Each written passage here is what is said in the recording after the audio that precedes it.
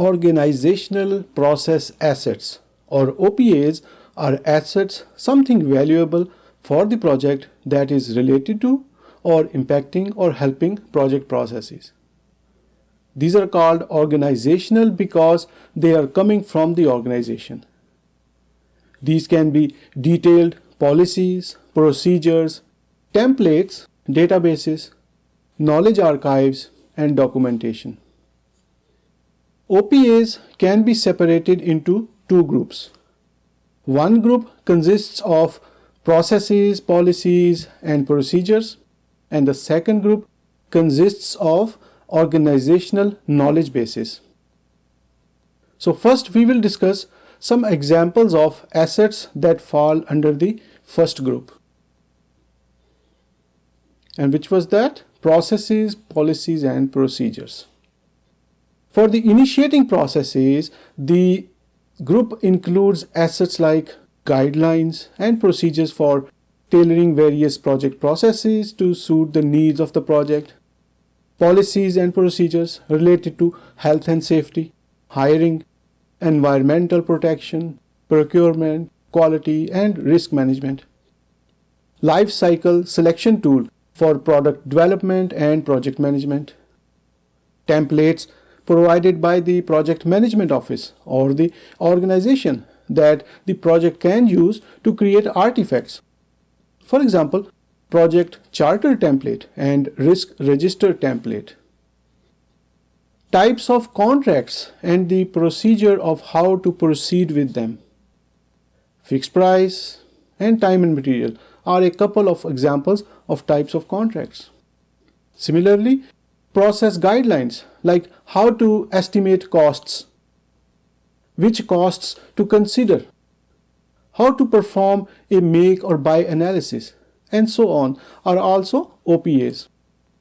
For the executing and monitoring and controlling processes, procedures like change control procedures and procurement reporting procedures are two good examples.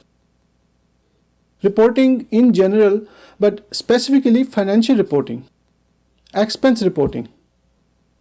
Then how the issues and defects are to be managed and resolved.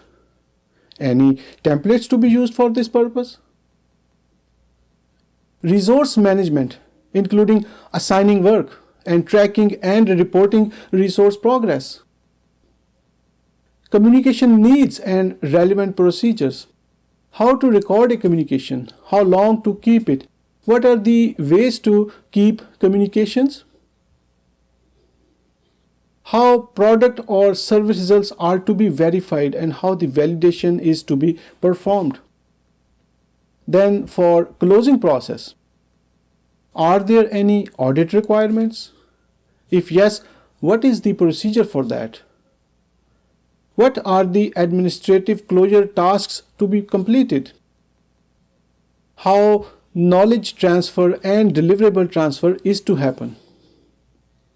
What are the procedures for all of these activities?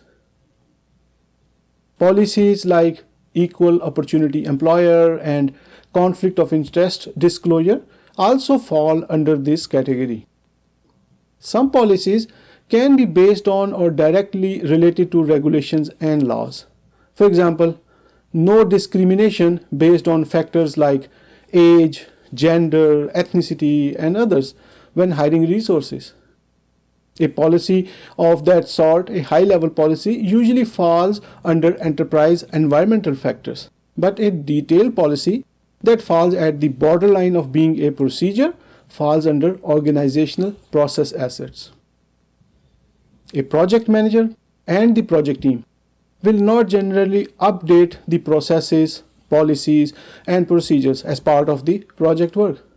But of course, they can provide feedback to the relevant persons who can make changes if needed. Let us take an example of hiring procedure.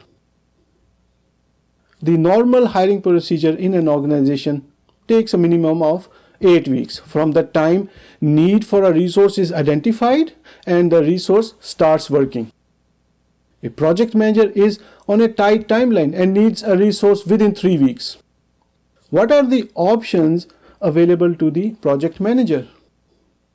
Well, the PM will likely ask the manager responsible for recruiting function in the human resource department to find a way so that the project can get a resource in 3 weeks. There can be some exceptions available to the process or an exception created specifically for this project. Now, what if several project managers have been coming to that manager saying this 8 weeks time frame does not work for them? It gives an indication that the procedure is too slow, and the recruitment manager will likely start to look at how to streamline and fast track the procedure. So this way, the project manager has contributed back to the process assets through providing this feedback, though it's not direct. The second group consists of knowledge bases. The common ones are lesson learned database, configuration management database that provides the version numbers of software and other artifacts, financial and commercial databases.